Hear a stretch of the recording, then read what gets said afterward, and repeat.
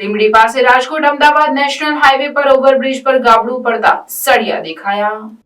દ્વારકાના સુદર્શન બ્રિજ પર 3 જગ્યાએ ગાબડું પડતા સળિયા દેખાવા લાગ્યા। આ ઘટનાની શાહી હજુ સુકાઈ નથી ત્યાં લીંબડી પાસે રાજકોટ અમદાવાદ નેશનલ હાઈવે પર ઓવરબ્રિજ પર ગાબડું પડતા સળિયા દેખાવા લાગ્યા, જેમાં અંદાજે 8 થી 10 ફૂટ લંબાઈનું ગાબડું પડતા એક તરફનો વાહન વ્યવહાર બંધ કરવામાં આવ્યો।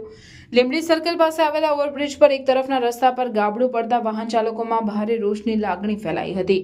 ગુજરાતના દ્વારકામાં આવેલા સુદર્શન બ્રિજ પર પ્રધાનમંત્રી નરેન્દ્ર મોદીના વરદ હસ્તે જે પુલનું દબદબાભેર ઉદ્ઘાટન કરવામાં આવ્યું એ બ્રિજ પર 5 જ મહિનાના સમયગાળામાં 3 જગ્યાએ ભ્રષ્ટાચારના ગાબડા પડતા આ બ્રિજ પર 3 જગ્યાએ સળિયા દેખાવા લાગતા તંત્રમાં દોડધામ મચી। ત્યારે આ ઘટના હજી તાજી છે ત્યાં લીંબડી પાસે રાજકોટ અમદાવાદ નેશનલ હાઈવે પર ગાબડું જોવા મળ્યું, જેમાં અંદાજે 8 થી 10 ફૂટ લંબાઈનું ગાબડું પડતા એક તરફનો વાહન વ્યવહાર બંધ કરવામાં આવ્યો। હાલ તો ઊંઘમાંથી સફાળા જાગેલા તંત્ર દ્વારા બેરિકેડ મૂકી ગાબડાનું રિપેરિંગ કામ હાથ ધરવામાં આવ્યું છે। લીંબડી સર્કલ પાસે આવેલા ઓવરબ્રિજ પર એક તરફના રસ્તા પર ગાબડું પડતા એક બાજુનો પુલ હાલમાં બંધ કરી યુદ્ધના ધોરણે કામગીરી હાથ ધરવામાં આવી હતી। ત્યારે લીંબડી સર્કલ પાસે આવેલા ઓવરબ્રિજ પર એક તરફના રસ્તા પર ગાબડું પડતા વાહન ચાલકોમાં ભારે રોષની લાગણી ફેલાઈ હતી।